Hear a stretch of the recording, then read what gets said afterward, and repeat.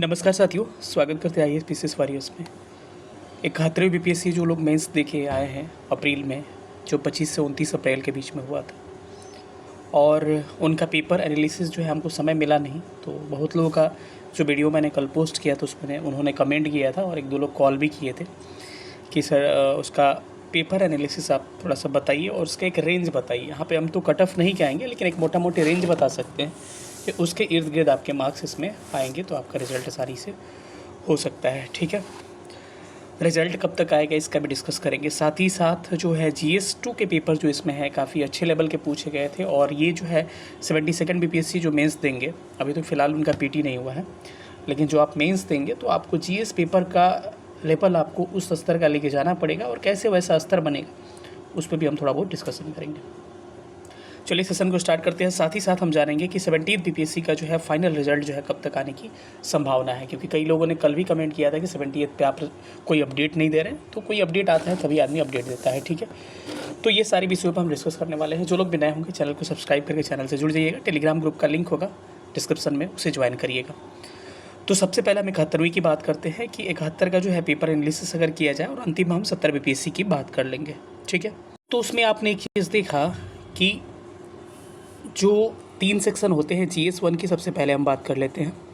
तो जो उसमें 3 सेक्शंस होते हैं GS1 में, एक आपका हिस्ट्री का सेक्शन होता है, दूसरा आपका एक CA का सेक्शन होता है, current affairs and international relation का, और तीसरा एक सेक्शन आपका डाटा इंटरप्रिटेशन DI का होता है। तो इसमें अगर तीनों सेक्शन को देखा जाए तो आपको हिस्ट्री के क्वेश्चन तो जो वही ट्रेडिशनल क्वेश्चंस PYQ में आते हैं उसी पे मोर और लेस वही था, ईजी टू मॉडरेट लेवल इसका था। ठीक है, जैसे पहले पूछते आए रहे उस तरह का था। 69 में जैसे पूछा गया था, 68 में उस स्तर का नहीं था। ठीक है, कह सकते हैं कि 70th के आसपास आप कह सकते हैं कि उस तरह के क्वेश्चंस थे, जो सारे क्वेश्चंस आप बना सकते हैं आसानी के साथ। आप करेंट अफेयर्स के क्वेश्चंस थोड़ा सा इनकी क्वालिटी जो है थी, अच्छी क्वालिटी के क्वेश्चंस दिए गए थे करेंट अफेयर्स का, जो कि आप देख सकते हैं UPSC में जैसे पूछे जाते हैं चीज़ें, वैसे आपको BPSC में भी अब चीज़ें धीरे धीरे आपको चीज़ें आ रही है। ठीक है, तो इसीलिए तैयारी के स्तर को अपने एक ब्रॉड लेवल पे आप लेके जाइए। न्यूज़पेपर और अच्छे अंतर्राष्ट्रीय संबंध, इंटरनेशनल रिलेशन किस देश के साथ किस तरह का है, और किसी देश के साथ अंतर्राष्ट्रीय संबंध जो है IR स्थापित करने के लिए आपको कौन कौन सी चीज़ें ज़रूरी है, किस तरह से हमारा डायमेंशन जा रहा है, वर्ल्ड ऑर्डर वगैरह हो गया, ये मैक्सिमम जो आपके बेसिक कंसेप्ट है करंट अफेयर्स के, वो आपको जानना ज़रूरी होगा। और ये 72वीं वाले थोड़ा सा ध्यान रखिएगा इस चीज़ को कि थोड़ा सा अच्छे लेवल पे आपको जाने की ज़रूरत है। इस पर एक अलग मैं वीडियो लेके आऊँगा कि करंट अफेयर्स जो है इसमें जो आए थे किस तरह से उसको हम हैंडल करें, तो इसके क्वेश्चंस के स्तर काफ़ी अच्छे देखने को मिले। ठीक है, अगर आप देखा जाए DI का सेशन, तो ये इजी टू मॉडरेट कह सकते हैं, क्योंकि इस बार के DI में बहुत लोग ऐसे हैं, मैक्सिमम लोग हमसे जो कांटेक्ट में है, जो अगर 70th का कंपेयर किया जाए और 71 का कंपेयर किया जाए, तो जो 70th में आपको 50 और 52 वाले रेंज में थे, इस बार हम देखें कि कई लोग ऐसे 72 वाले रेंज में भी आ चुके हैं। तो इस बार अच्छे खासे है। जो भी एवरेज स्टूडेंट है उनका भी मार्क्स जो है लगभग आपको मोटा मोटी मान के चले तो उनका भी मार्क्स लगभग आप मान के चले तो 60 के अराउंड है। जो एवरेज स्टूडेंट है उनका भी मार्क्स 60 से 60 के अराउंड है, 60 आप कह सकते हैं। लेकिन जो भी अच्छे कैंडिडेट थोड़ा सा भी हैं तो उनका मार्क्स जो है 72 में 72 भी है। अगर आपने ह्यूमन एरर नहीं किया तो 70-72 के अराउंड इनका स्कोर है। और आपको पता है कि GS1 का 3 सेक्शन में आपको DI वाला सेक्शन ऐसा है जो कि आपको स्कोर को काफ़ी ऊपर लेके जाता है। तो हिस्ट्री में जो घिसा पिटा जो ट्रेंड चला आ रहा है, आप देख पा रहे होंगे, 1-2 साल छोड़ दिया जाए तो उस हिसाब से क्वेश्चंस अच्छे खासे लिखे जाते हैं, लेकिन स्कोरिंग उतना हिस्ट्री होता नहीं है, उसमें मार्क्स ज़्यादा नहीं दिए जाते हैं अगर कुछ आप अलग नहीं करते हैं तो। अगर मोटा मोटी मिला के देखा जाए सारे सेक्शंस को, तो DI में अच्छे स्कोर आप अगर आपने किया है, मान के चलिए DI में अगर आपने 65, हम एक मोर और लेस 65 के अराउंड एक स्कोर मार के चलते, कि एवरेज स्कोर मान के चलते, जो थोड़ा सा एवरेज से थोड़ा सा ऊपर की कैंडिडेट है उनके लिए। ठीक है, और करेंट अफेयर्स में आप मान के चले कि अगर 55 भी अगर आप स्कोर किए हैं तो यहाँ से आपका 2 सेक्शन का हो गया 10 और 6 5 11 120 हो गया। और हिस्ट्री में अगर 20-20 भी नंबर लेते हैं आप तो 20-60 हो गया। ठीक है, तो यहाँ पर एक रेंज देखा जाए अगर, तो जो भी थोड़ा सा अच्छे कैंडिडेट है उनका रेंज जो है 180 के राउंड तक जा रहा है।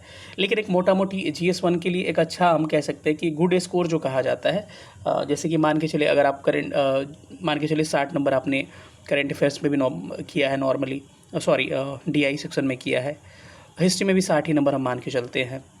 और उसके बाद से करेंट वाले सेक्शन में अगर हम 45 तक भी मान के चलते हैं, 50, 45, 40 तक, इतना भी, क्योंकि कहीं बढ़ेगा तो कहीं घटेगा, तो 6, 4, 10 और 6, 16 नंबर। तो हर बार हम वही मानते हैं कि 160 के अराउंड आप मान के चल सकते हैं। GS1 का जो है सेक्शन, अगर आप 160 के अराउंड है, मैं मेंस की बात कर रहा हूँ, फाइनल रिजल्ट की बाद में बात करेंगे हम लोग, ठीक है। तो अब हम देखें इसमें तो GS1 का 160 के अराउंड, क्योंकि जो मैंने 175, 180 अभी कैलकुलेट किया था, वो मतलब काफ़ी अच्छे कैंडिडेट हो सकता है कि वो मतलब कि आगे जो है काफ़ी अच्छे कैंडिडेट है उनके लिए हो सकता है। लेकिन 160 अगर बस रिजल्ट में अगर आपको आना है तो 160 के अराउंड आपको GS1 में आप स्कोर कर रहे हैं 160, 165 के बीच में, ठीक है, 160, 165 के बीच में।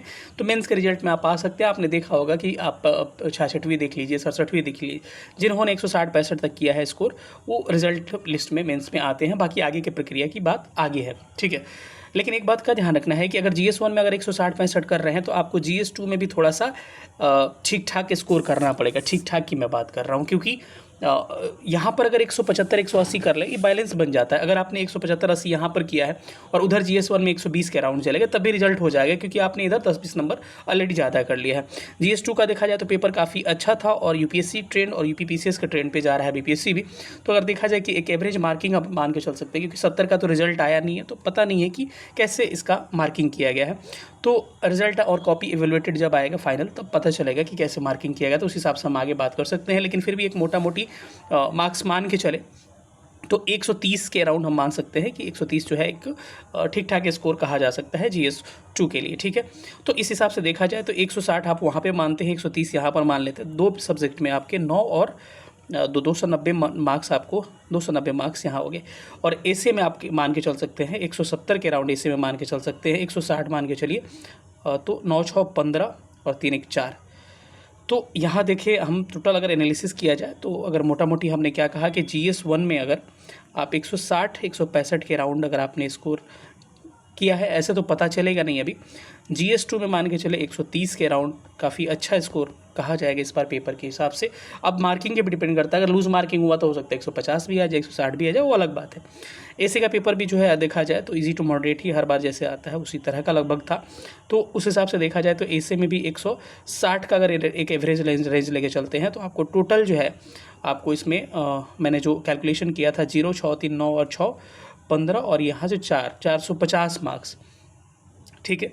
वही 440, 450 मार्क्स के अराउंड, 450 मार्क्स के अराउंड जो होगा, 440 से 450 मार्क्स के अराउंड जो होगा, ये EVAR का जो कट ऑफ होगा ये होगा। क्योंकि मैं अभी EVAR की ही बात करूंगा, क्योंकि अभी टोटल सारा डाटा अवेलेबल नहीं है, अभी रिजल्ट की बातें नहीं, ये मतलब फाइनल की बातें अभी नहीं चल रही कि कैसे एवोल्यूशन हो रहा है, क्या क्या हो रहा है। तो अभी एक 440, 450 का एक जो रेंज है, 450 का, 450 का हम कह सकते हैं कि 450 का एक रेंज मोटा मोटी मान सकते हैं, क्योंकि सीटों की संख्या लगभग 1300 के अराउंड है।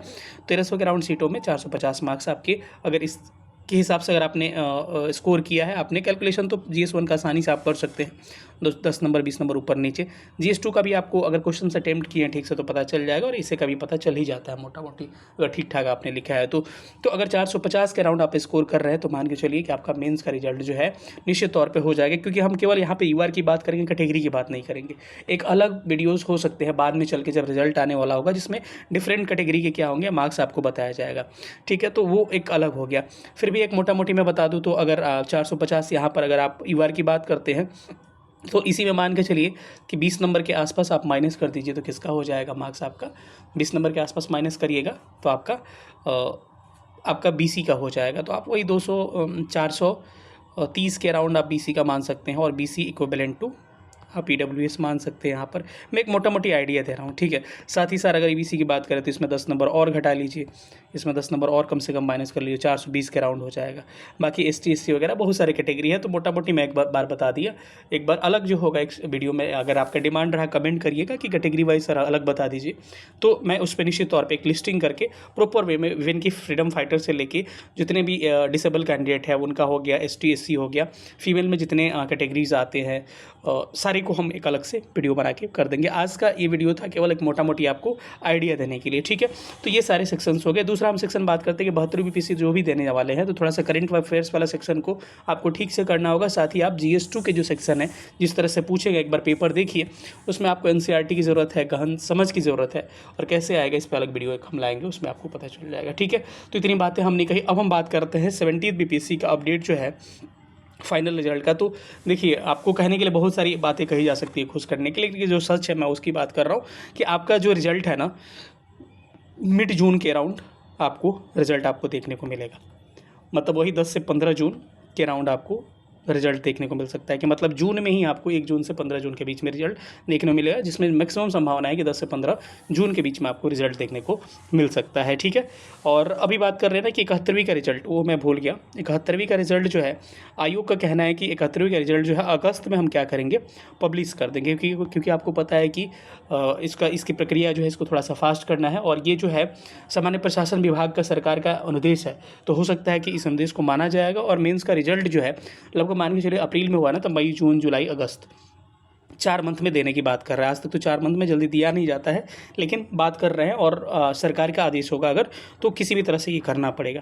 तो अगर अगस्त में आपका रिजल्ट आ जा रहा है, तो मान के चलिए अगस्त आ रहा है, तो सितंबर अक्टूबर में अगर आपका सितंबर अक्टूबर में अगर इंटरव्यू होता है, क्योंकि इंटरव्यू में समय लगता है, तो छठ दिवाली के आसपास नवंबर दिसंबर तक आपका फाइनल रिजल्ट होने की संभावना है। लेकिन मान के चलिए मोटा मोटी ये साल खत्म हो जाएगा आपके लिए। 71वीं का सच यही है, ठीक है, कि साल के अंतिम तक आपको रिजल्ट देखने को मिल सकता है, जैसे आयोग कह रहा है उस हिसाब से, ठीक है। तो चलिए, सारी यही चीज़ें थी। कैसा लगा वीडियो सब लोग बताइएगा। कोई अगर टॉपिक है, किसी पे अगर बात करना चाहते हैं, या फिर किसी तरह का अगर आप हमसे सवाल करना चाहते हैं, तो आप कमेंट बॉक्स में ज़रूर बताइएगा, और टेलीग्राम ग्रुप का लिंक होगा डिस्क्रिप्शन में, उससे ज्वाइन कर लीजिएगा, ठीक है। कमेंट बॉक्स में जो भी आपको लगे, आपको ज़रूर यहाँ पर बताना है। मिलेंगे अगले सेशन में, तब तक अपना ख्याल रखिए। सेशन देखने बहुत धन्यवाद। Thank you so much. जय हिंद।